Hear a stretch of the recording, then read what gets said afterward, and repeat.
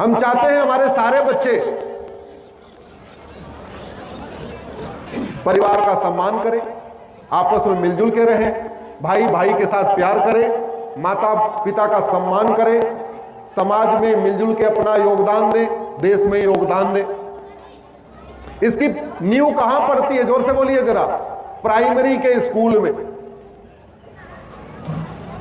Japan जहां 50 साल पहले कुछ नहीं था, दुनिया की बड़ी महाशक्ति बन गया क्योंकि उसने हमारा वैदिक गुरुकुल एजुकेशन सिस्टम अडॉप्ट कर लिया।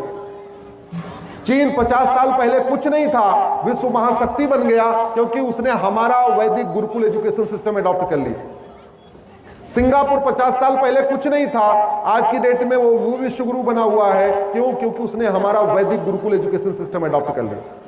हमारी शिक्षा व्यवस्था ऐसी थी जहां बचपन में ही बच्चों को आर्थिक संस्कार भी दिया जाता था, शारीरिक रूप से मजबूत भी किया जाता था। शिक्षा की शुरुआत होती है, स्कूल की शुरुआत किससे होती है? प्रार्थना से। बच्चा जाता है, पहला काम क्या करता है स्कूल में? जोर से बोलिए जरा। प्रार्थना। उस प्रार्थना का बहुत असर पड़ता है। आपके स्कूल की प्रार्थना कैसी है, उससे बच्चे के अंदर संस्कार विकसित होता है। बच्चों में प्राइमरी में शुरुआत में ही, जब वो 6 साल का है, 7 साल का है, 8 साल का है, अगर उसी समय से उसको राम और भरत कैसे रहते थे अगर ये स्टोरी बताई जाए, भगवान श्री राम अपने माता पिता का कैसे सम्मान करते थे अगर ये स्टोरी बताई जाए, सावित्री और सत्यवान की कथा बताई जाए, लक्ष्मण और राम की कथा बताई जाए, पांडव युधिष्ठिर और भीम कैसे रहते थे, नकुल और सहदेव कैसे रहते थे, अगर इसकी कथा बताई जाए तो हमारा परिवार का मिलन, परिवार का संपर्क बढ़ेगा कि नहीं बढ़ेगा? जोर से बोलिए जरा। क्या बच्चों में बताया जा रहा है? क्या नहीं।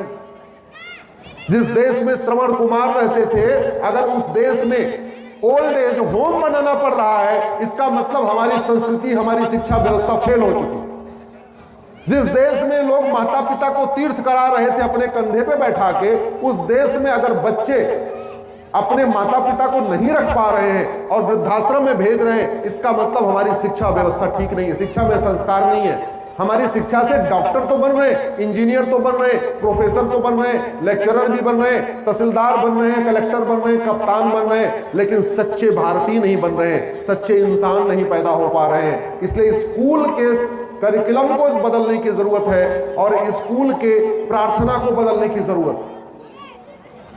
हमें अगर स्कूल में बच्चा आ रहा है और बच्चे को प्रार्थना सिखाई जा रही है, हे मातृभूमि तुम्हें प्रणाम करता हूं, ये अच्छा है कि नहीं? जोर से बोलिए जरा। अगर बच्चा स्कूल में आता है और कहता है, हे मातृभूमि तुमने हमारा पालन पोषण किया है, हे मातृभूमि तुम्हारी सेवा में ही शरीर मेरा समर्पण है, हे मातृभूमि तुम्हें बारंबार प्रणाम करता हूं, उससे बच्चे में संस्कार आएगा कि नहीं आएगा? जोर से बोलिए जरा। अगर बच्चे में जैसे ही वो स्कूल में आ रहा है वहीं से उसको सिखाया जाए, हे मातृभूमि हम तुम्हारी इच्छा के अनुसार करेंगे, हे प्रभु हम तुम्हारी इच्छा के अनुसार कार्य करेंगे, हे प्रभु हमें शक्ति दो, हे प्रभु हमें बुद्धि दो, हे प्रभु हमें सामर्थ्य दो कि जिससे हम अपने पूर्वजों का सपना साकार कर सके, उसके में चरित्र निर्माण होगा कि नहीं होगा? जोर से बोलिए जरा। ऐसी ऐसी अंग्रेजी में प्रार्थना सिखाई जा रही है जिसका कोई लेना देना नहीं। मैं तो स्कूलों में बहुत सारे गया हूं, मतलब 7-6 दिन तो छोड़ो, वीकेंड में भी ऐसी ऐसी इंग्लिश में प्रार्थना हो रही है जिसका भारत से कोई लेना देना नहीं। इसलिए अब समय आ चुका है कि भारत के सभी कम से कम प्राइमरी स्कूलों में प्रार्थना बदली जाए। जहां अच्छी प्रार्थना हो रही है ठीक है, लेकिन कम से कम जहां प्रार्थना ठीक नहीं हो रही है वो बदली जाए। अच्छी चीज केवल कुछ एक जगह क्यों होनी चाहिए? अच्छी चीज तो सबको मिलनी चाहिए। अच्छा भोजन सबको मिलना चाहिए, अच्छा कपड़ा सबको मिलना चाहिए, वैसे अच्छी शिक्षा सबको मिलना चाहिए, अच्छा संस्कार सबको मिलना चाहिए। एक प्रार्थना है जिसको हम कहते हैं संघ प्रार्थना। क्या है? नमस्ते सदा वत्सले मात्र। जिन लोगों को पता है उसका अर्थ भी पता, इसलिए जो उनको पता है उनको हम बताना भी नहीं चाहते उसका क्या क्या अर्थ है। लेकिन इतनी बढ़िया प्रार्थना है, आप बताइए ये भारत के सभी स्कूलों में सुबह सुबह इसको गाना चाहिए कि नहीं गाना? जोर से बताइए जरा, आवाज और जोर से। ये नमस्ते सदा वत्सले मातृभूमि भारत के सभी प्राइमरी स्कूलों में अनिवार्य रूप से शुरू करना चाहिए कि नहीं? ये नमस्ते सदा वत्सले मातृभूमि उत्तर से दक्षिण, पूरब से पश्चिम तक सभी स्कूलों में अनिवार्य करना चाहिए कि नहीं करना चाहिए?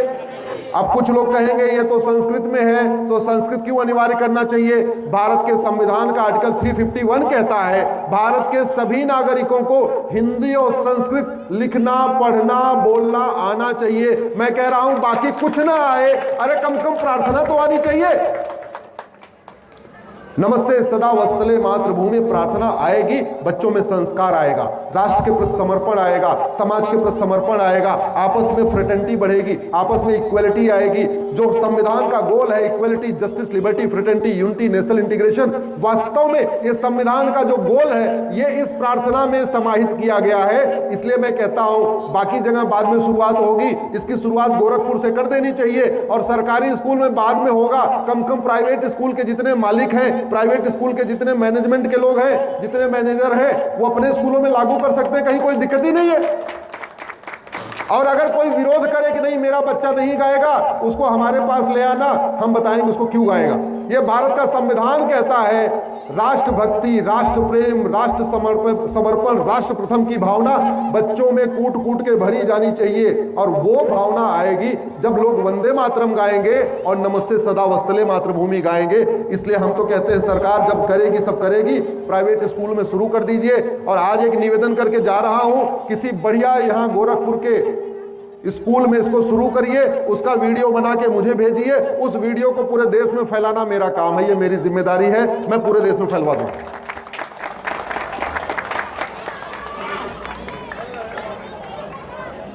एक आजकल अभी कुछ दिन पहले जेएनयू में नारा लगा, नारा सुना क्या? सुना कि नहीं सुना? जेएनयू में नारे लगते ही रहते हैं, आदत हो गई ऐसे नारों की। कई बार नाम का बड़ा असर होता, मैं पहले भी कई बार कह चुका हूं, इस अगर जेएनयू का नाम वीर सावरकर यूनिवर्सिटी हो गया होता, अगर जेएनयू का नाम वीर सावरकर यूनिवर्सिटी हो गया होता, ऐसे नारे लगने बंद हो चुके होते। क्योंकि नारा लगाने के पहले उनको वीर सावरकर याद आते, अभी नारे के पहले उनको जवाहरलाल जी याद आ रहे हैं, इसलिए वो नारा लगाए जा रहे हैं। जिस दिन नारे से पहले वीर सावरकर जी याद आना शुरू हो जाएंगे, नारा अपने आप बंद हो जाएगा। नारे का बड़ा परिणाम होता है, हवन कुंड के आसपास जो आएगा उसको बढ़िया बढ़िया हवन का सुगंध मिलेगी, ये परिणाम है इसका। कभी आपने सोचा भारत तेरे टुकड़े होंगे इंशाअल्लाह का नारा भारत में क्यों लगा, और चीन तेरे टुकड़े होंगे इंशाअल्लाह का नारा चीन में क्यों नहीं लगा? कभी आपने सुना अमेरिका में किसी नारा लगाने की हिम्मत किया हो, अमेरिका तेरे टुकड़े होंगे इंशाअल्लाह? कभी आपने सुना किसी ने सिंगापुर में नारा लगाया, सिंगापुर तेरे टुकड़े होंगे इंशाअल्लाह? रूस हमसे 5 गुना ज्यादा है, किसी ने रूस में नारा लगाया, रूस तेरे टुकड़े होंगे इंशाअल्लाह? ऑस्ट्रेलिया हमसे 2.5 गुना बड़ा है एरिया वाइज, किसी ने ऑस्ट्रेलिया में नारा लगाया, ऑस्ट्रेलिया तेरे टुकड़े होंगे इंशाअल्लाह? चीन का क्षेत्रफल भी हमसे 3 गुना है, वहां भी किसी की हिम्मत नहीं पड़ती, चीन तेरे टुकड़े होंगे इंशाअल्लाह? ब्राजील का क्षेत्रफल हमसे 2.5 गुना ज्यादा है, वहां किसी की हिम्मत नहीं पड़ रही है, ब्राजील तेरे टुकड़े होंगे इंशाअल्लाह? तो भारत में क्यों?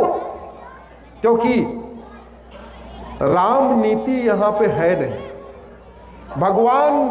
भारत में भगवान श्री राम का मंदिर तो है, लेकिन राम नीति अभी तक लागू नहीं हुई है, और वो राम नीति है भय बिन होए, जोर से बोलिए, भय बिन होए। भारत में नारा इसलिए लगता है कि हाँ भगवान कृष्ण का मंदिर तो है, लेकिन कृष्ण नीति नहीं लागू हुई, सठे साठ्यम। ये नारा इसलिए भारत में लगता है, हमने अपने पूर्वजों के सिद्धांत को शासन व्यवस्था में लागू नहीं किया, क्योंकि हमारे पूर्वज कहते थे लोहा लोहे को। ये नारा इसलिए लगता है हमने अपने पूर्वजों का सिद्धांत लागू नहीं किया, न रहेगा बांस।